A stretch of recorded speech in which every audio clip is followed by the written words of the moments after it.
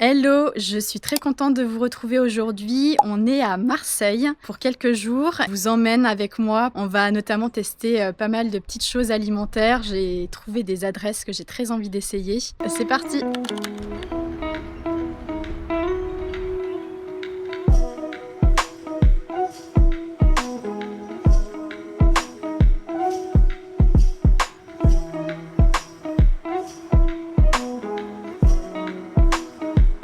Je suis revenue dans mon petit Airbnb tester la chantilly.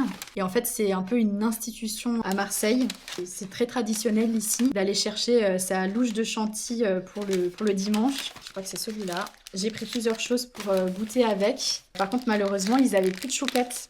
Donc c'est trop dommage parce que je sais que c'est très traditionnel ici de goûter leur chouquette avec la crème. C'est marrant, ça se présente vraiment... Enfin, ils le mettent vraiment comme ça dans un petit truc en plastique. Je vais d'abord la goûter seule pour avoir un avis juste avec la crème. Donc elle se tient assez bien.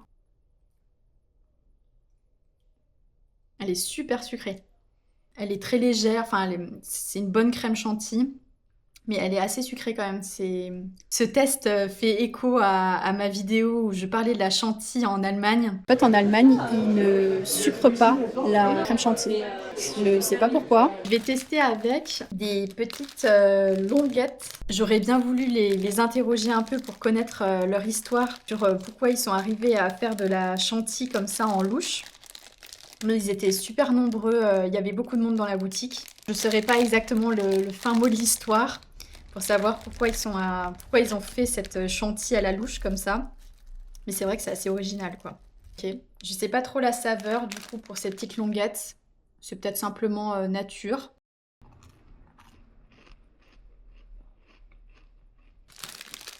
Ouais, c'est super sympa ça. Ça me fait penser aux langues de chat, mais en version hyper gourmand. Ça a le même goût là, que les langues de chat. Super sympa ça. On sent vraiment le produit artisanal. La crème chantilly aussi d'ailleurs. On sent vraiment que c'est fait maison. Et j'ai essayé en version encore plus gourmand. Ça s'appelle des cannelloni. Je sais plus, je vous mettrai le nom exact. Il me semble qu'en Italie, ils font aussi ce genre de choses, des doigts de chocolat ou un truc comme ça. Donc là, j'ai pris avec un enrobage un peu nougatine et un plus classique. Je vais commencer par le classique. Faut manger tout d'un coup, je crois, parce que ça se casse énormément. Le contour, c'est un peu comme la pâte à beignet et c'est très chocolaté à l'intérieur. C'est très très gourmand ça, hein. C'est sympa. Ça, voilà. C'est sympa à tester. Je préfère celui-là. Mais par contre, on n'en mange pas beaucoup, hein. C'est très très très sucré. Mais les petites brisures apportent un petit peu plus de saveur que celui-là, où on dirait, voilà, est un peu plus simple en fait. En préférence, honnêtement, parmi tous ces biscuits, j'aime beaucoup ces petites longuettes. Le petit goût sympa typique de la langue de chat est très agréable. Pour ceux qui sont intéressés, le royaume de la chantilly, il y en a à plusieurs endroits. Il y a 4 magasins. Donc ça a l'air de bien fonctionner. Et c'est une adresse à visiter, je trouve. Et cette idée de prendre la chantilly comme ça à la louche et de l'avoir comme ça chez soi, c'est très original. Ces ruelles qui montent comme ça, c'est incroyable. C'est hyper vallonné, Marseille.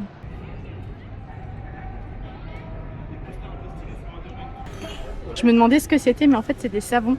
Des énormes blocs de savon. Une forme de fraise.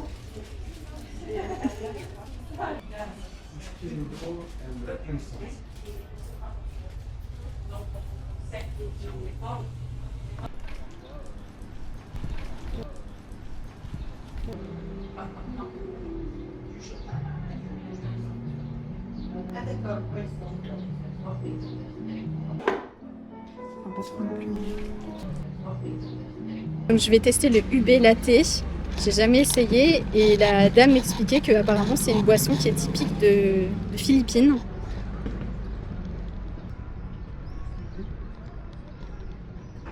C'est très léger. On sent surtout le lait en fait. Je sens pas trop là. J'essaie de tourner un peu.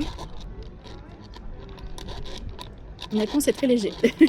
C'est frais, mais j'arrive pas trop à sentir le... C'est un goût de patate douce, un petit peu, c'est ce qu'elle m'a dit. Ok. Bon, bah, honnêtement, là, pour le premier test, je sens pas trop. Et j'ai pris un mélange de glace. Donc, ce qui est chouette dans cet endroit, c'est qu'on peut choisir, on se sert soi-même. Donc, on peut tester plein de glaces différentes. Donc, j'ai pris miel lavande, pêche de vigne, pistache et colombier ou un truc comme ça. J'ai jamais essayé. Je vais commencer par le truc que j'ai jamais essayé. Il y a un petit train qui passe derrière. Ah, c'est bon. J'aime bien. C'est citronné un peu. Celui que j'ai essayé là, en fait, ça s'appelle feuille de combava.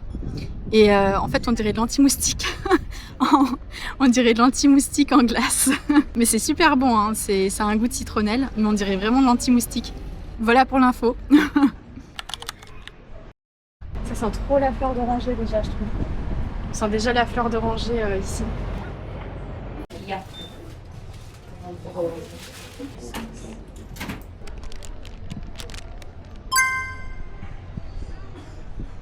Donc là, je me balade dans le quartier du Panier. C'est un quartier historique de Marseille où il y a beaucoup de tags de rue et de graffitis qui sont extrêmement jolis.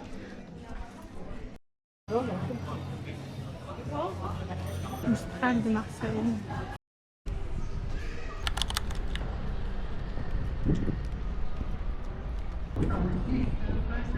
On va goûter les navettes traditionnelles de Marseille. J'en ai cherché dans le quartier du Panier. C'est un quartier historique avec plein de street art. Je vous ai mis quelques plans normalement juste avant. Et c'est un super quartier. Il y a une ambiance très calme, très agréable. Il n'y avait pas beaucoup de monde au moment où j'y suis allée. C'était vraiment super agréable. Et donc les navettes, c'était une petite boutique. Ça sentait vraiment bien fort la fleur d'oranger. C'était super agréable. On va goûter ça ensemble.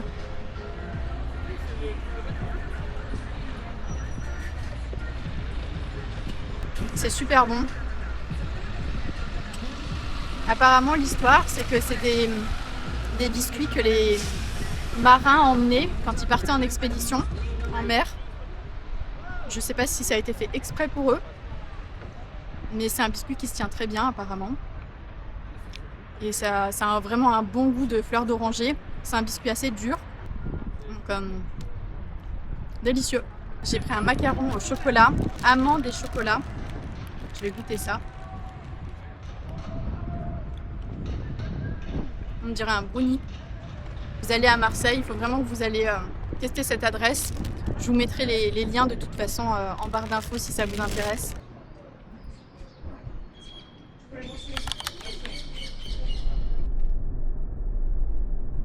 Hello, ce matin je vous prends dans ma voiture. Je me dirige dans les calanques de Cassis.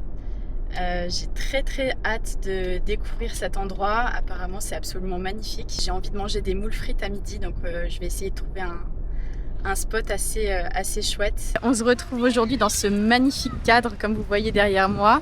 Je suis dans les calanques de Cassis. Les paysages sont absolument magnifiques et c'est vraiment pas loin de Marseille. Juste un petit retour par rapport aux dégustations que j'ai réalisées hier. J'étais assez surprise de voir que les spécialités à Marseille contiennent beaucoup de fleurs d'oranger. Je savais pas du tout que ça contenait autant de pâtisseries avec de la fleur d'oranger.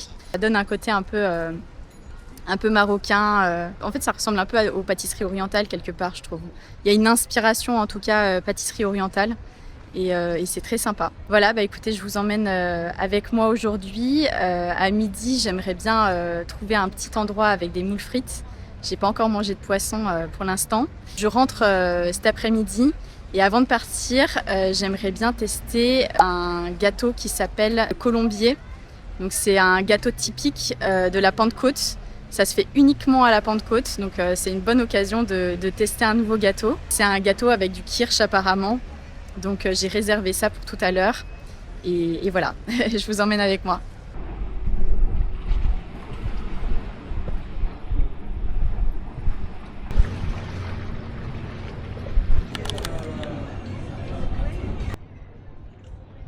Et voilà mes moules. Moules, des bonnes frites et un petit apérol. Bon appétit. Dernière dégustation pour ce vlog. Donc c'est un colombier, c'est un gâteau traditionnel qui est servi uniquement à la Pentecôte et qu'on trouve dans le sud, donc à Marseille notamment. La personne qui reçoit du coup la colombe, ça serait une année où elle se marie. Voilà, voilà pour la tradition. Et donc c'est un joli petit gâteau. Il y a plein de petits, je sais pas, je vais goûter ce que c'est. Une petite graine. J'ai l'impression que c'est des petits morceaux de cacahuètes ou de... Ouais, ça doit être des petits morceaux de cacahuètes.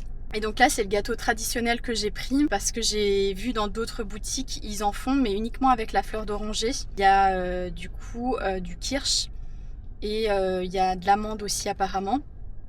Je vais tester ça avec vous. Alors, j'ai pas de fourchette sous la main, donc je vais croquer comme je peux dedans. Il y a une espèce de petit enrobage confit. Il est bien arrosé en kirsch. On sent bien l'alcool. C'est un gâteau super coloré du coup à l'extérieur. Et à l'intérieur, c'est un petit peu plus rose clair avec ce morceau confit. On sent surtout en bouche, je trouve qu'on sent surtout le kirsch. C'est assez sympa. Je sens surtout l'alcool et voilà le sucré du gâteau. C'est un gâteau assez aérien, donc c'est assez sympa. Puis je suis contente de le tester parce que je pense que j'aurais pas mis l'occasion. On n'a pas mis l'occasion de tester ce gâteau spécialement pour la Pentecôte. Il n'est pas disponible à d'autres moments de l'année. Donc contente de l'avoir essayé. J'espère que cette petite escapade vous a plu. J'ai vraiment vécu Marseille comme un tourbillon. Il y a une effervescence dans cette ville qui est assez impressionnante. Au niveau culturel, il y a vraiment des bâtiments qui sont magnifiques. Il faudrait que je revienne pour creuser un peu plus au niveau culturel. J'espère que vous avez passé un bon moment et que ça vous a peut-être dépaysé un petit peu. On se retrouve très bientôt pour de nouvelles vidéos. Ciao!